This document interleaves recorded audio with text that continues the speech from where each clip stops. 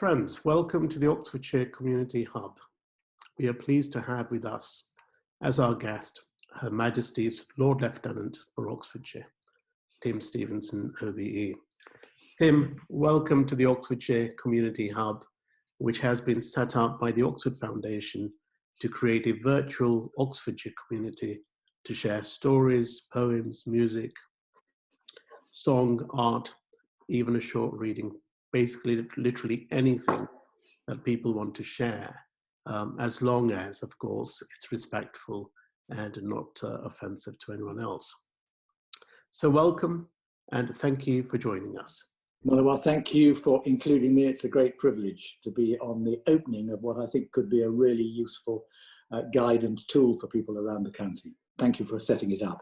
Thank you. So what is the role of the Lord Lieutenant and what might it entail? In a sentence, I represent Her Majesty the Queen in the county. I'm responsible for carrying out all the official engagements in the county, which the sovereign might do, but obviously doesn't have time to do. But in an informal sense, my responsibility is to work with my big team of deputies, and I have 36 deputy lieutenants, to bring different elements of our community together to work for the benefit of the community as a whole, by joining people up, by encouraging people to get involved in projects, by doing all the sort of encouragement and thank you work that Her Majesty the Queen herself does so effectively. And how long have you been a Lord Lieutenant? Remarkably, 12 years. It's 12 years that have gone incredibly quickly. As always, when one gets older, the time goes quickly. And my time as Lord Lieutenant seems to have gone incredibly quickly. It's been a wonderful privilege over more than a decade to have this role. And how's it like, kind of working with the royal family, the royal household, and also meeting heads of state and, people you normally see on television screens? I mean, from a selfish point of view, it's unendingly fascinating, of course. Always a privilege to work with members of the royal family, to see how they perform their roles, because I've been able to learn a lot from watching them go about their business, meeting scores of people, working a room with 80 people in it, which they make it look easy, and of course it's not easy at all. And just learning the different ways in which they set about their roles. And of course, like any family, all the members of that family are different, and having relationships with different members of the family has been unendingly fascinating and interesting. And how does one become a Lord Lieutenant? Well, the answer to that question I usually give is that you're minding your own business at your kitchen table one day, and it drops onto the table out of a clear blue sky. The Prime Minister writes you a letter and says, I have to appoint a new Lord Lieutenant for Oxfordshire. Could you let me know by Friday whether you have any objection to my putting your name forward? And you think about it and you think, well, it's a wonderful privilege. You don't know very much about it at that stage. And you say, okay, I'd like to do it.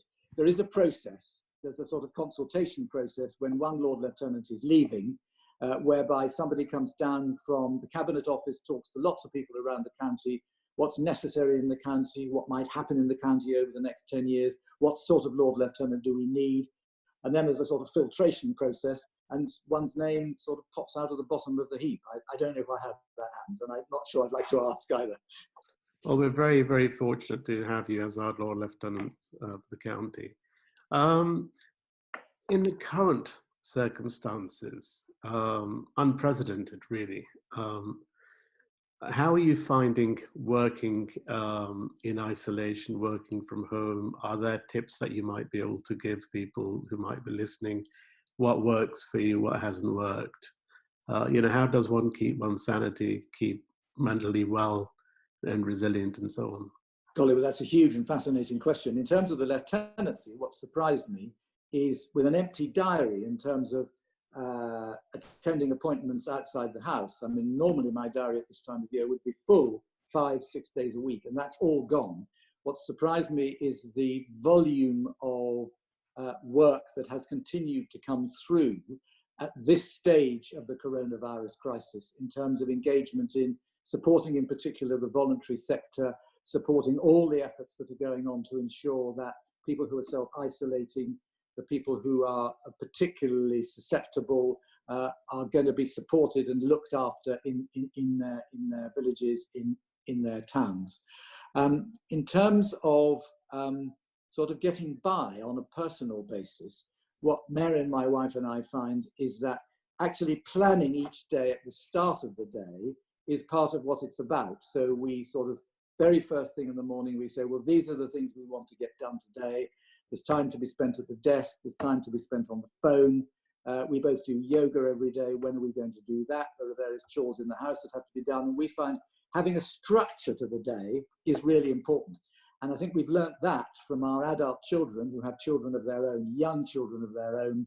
Two of my children are teachers, and what they do with their kids is actually plan the day, not too rigidly, but they know how they're going to work through each day.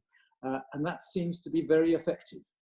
And at the moment, we're only 10 days in, the children seem to be coping reasonably well. I think it may get more testing as time goes on, and we've got to be aware of that. If this lockdown goes on beyond the first 3 weeks, which it may well do, into 4 weeks, 5 weeks, that's when we're all going to have to draw on our deepest resources, I suspect. Mm.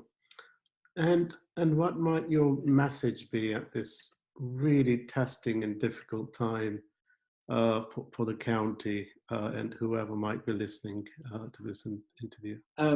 I think, Manawa, it has to be about community and drawing on all the work that's been done by so many people, the Council of Faiths in particular, and your part in that, to bring all the elements of our different communities together, capitalizing on our diversity.